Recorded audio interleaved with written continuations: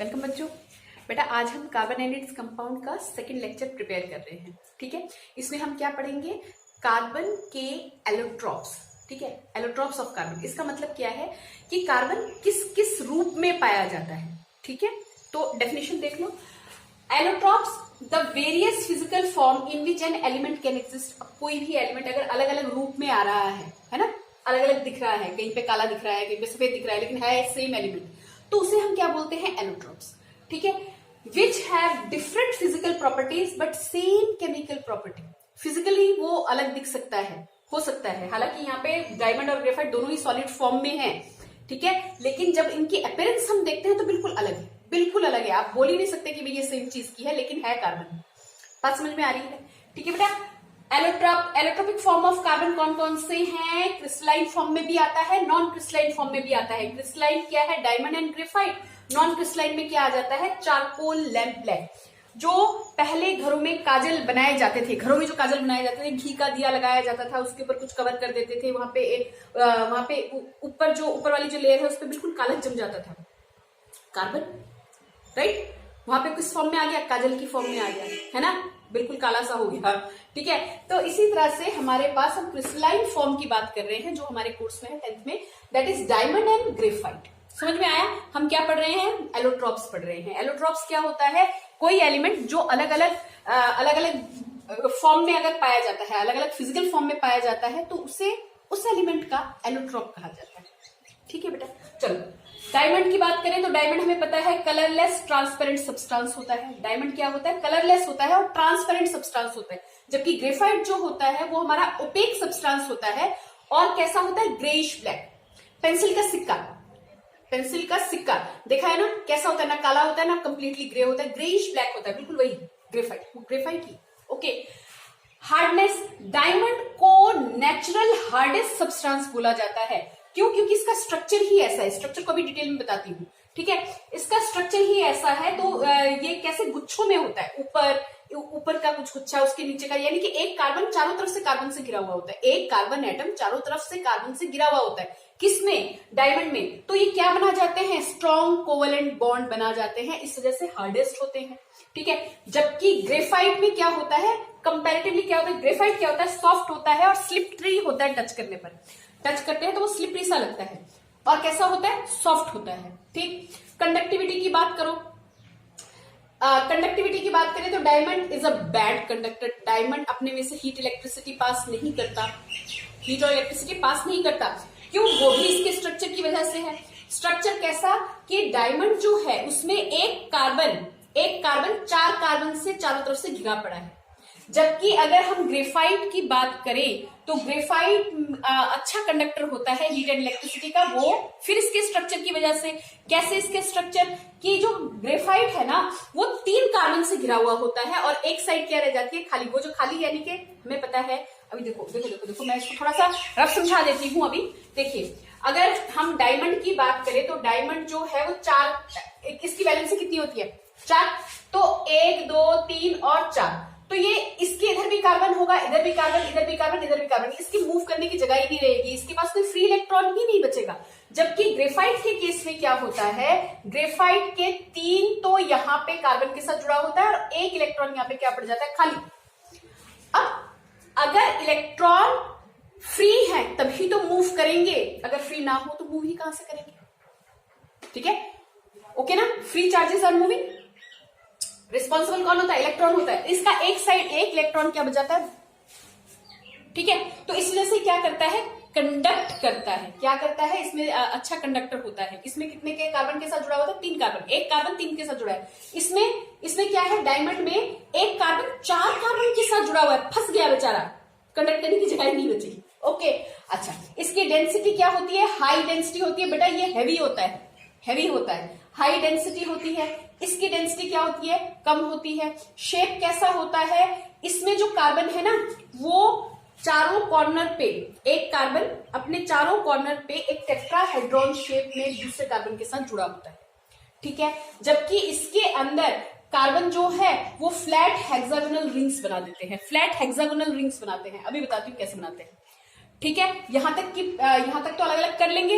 अब जरा इनकी शेप देख लेते हैं। किसका, डायमंड का शेप और ग्रेफाइट का एक बार शेप देख लेते हैं। अब ग्रेफाइट में क्या होता है कि ऊपर वाली एक लेयर, नीचे एक लेयर, फिर नीचे एक लेयर, समझ रहे हो बात मेरी? तो वो लेयर्स को काटना, ठीक है, इजी पड़ता है कंपैरेटिवली किसके, समझ रहे हो ना? एक लेयर, दूसरी लेयर, फिर तीसरी लेयर, फिर चौथी लेयर, इस तरह से लेयर्स में होता है। हेक्सागोनल रिंग बना बना के लेयर्स में होता है, बिछा हुआ होता है ऐसे, ऊपर फिर नीचे फिर नीचे। इसमें क्या होता है, ये ऐसे फैल जाता है ऊपर से नीचे तक। कार्बन क्या होगा, आगे से पीछे तक, ऊपर ऊपर नीचे नीचे, सब में कार्बन के साथ ही अटका पड़ा हुआ होगा। समझ रहे हो बात इस चीज को? अच्छा, एक चीज इसमें हम इसका शेप देख लेते हैं, और एक चीज और देख लो, इसमें मैंने पॉइंट नहीं लिखा, मेल्टिंग बॉइलिंग पॉइंट्स लिख लीजिए बच्चे, मेल्टिंग बॉइलिंग पॉइंट्स लिख लीजिए। इसका जो मेल्टिंग पॉइंट होगा ना, इस पॉइंट हाई, मेल्टिंग पॉइंट इसका ज्यादा होता है, अराउंड 3500 डिग्री सेंटीग्रेड। ओके, इसका भी मेल्टिंग पॉइंट वैसे हाई होता है। क्यों होता है? स्ट्रॉन्ग कोवेलेंट बॉन्ड की वजह से, स्ट्रॉन्ग कोवेलेंट बॉन्ड की वजह से मेल्टिंग पॉइंट, उस बॉन्ड को तोड़ने के लिए एनर्जी ज्यादा देनी पड़ती है, दैट्स व्हाई। ठीक है, स्ट्रक्चर की बात करते हैं। देखो स्ट्रक्चर देखो अभी इसका, बेटा स्ट्रक्चर देखने से पहले एक बार हम इनकी यूजेस और पढ़ लेते हैं, कई बार पेपर में पूछे जाते हैं। ठीक है, चलो तो यूजेस में देखो, डायमंड और ग्रेफाइट यूज सबसे पहले जैसा लिखा है वैसे ही याद कर लीजिएगा बच्चे, 1.1 मार्क में भी आ सकते हैं। Use for cutting and grinding of hard material, drilling holes in earth crust.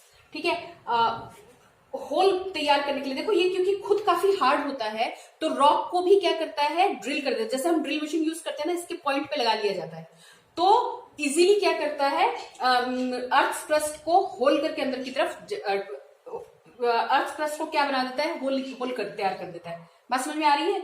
यानी कि रॉक ड्रिलिंग इक्विपमेंट्स में काम में आता है, बस इतना याद कर लो, रॉक ड्रिलिंग इक्विपमेंट्स में काम में आता है। कटर के हिसाब से यूज होता है, ग्लास कटर के हिसाब से यूज होता है।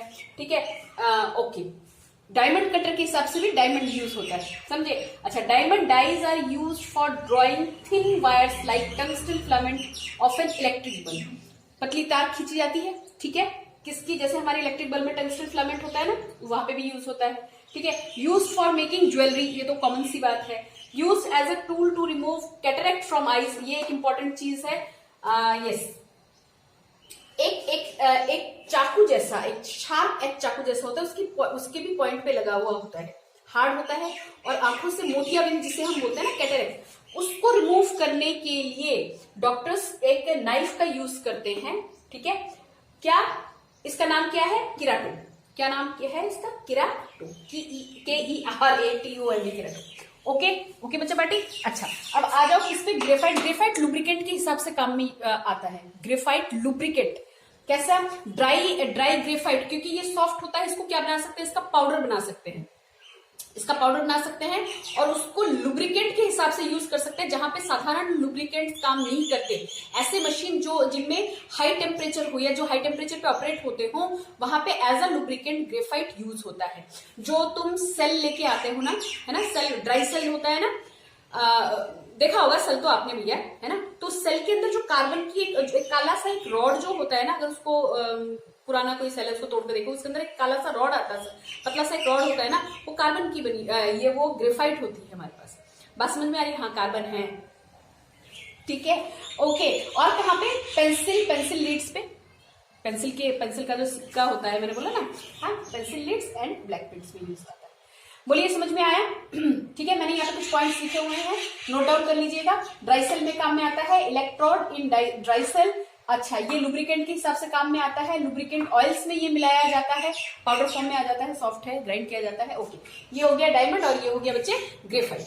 ठीक है, चलो एक बार स्ट्रक्चर और देख लेते हैं। अच्छा, एक चीज और देख लो, स्ट्रक्चर से भी पहले, हर बार स्ट्रक्चर को मैं रोक रही हूँ। एक हमने किया था, एक और एलोट्रोप की हमने बात की थी, दैट वाज बकमिंस्टर फुलर, है ना, उसकी बात की थी। तो उसमें कुछ ज्यादा करने का नहीं है, ये बहुत सालों से हम करते आए हैं, वो नया आविष्कार है, तो उसमें कुछ कमियां रहेगी, मतलब कमियां क्या, उसके बारे में भी बहुत कुछ जानना बाकी रह गया है। कमियां तो सब क्या रहेगी, ठीक है, ये साइंटिस्ट के नाम पे ही रखा गया।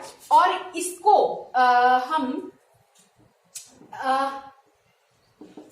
एक सेकेंड, ठीक है, ओके, ये इसको हम C60 के नाम से जानते हैं। इसमें कार्बन 60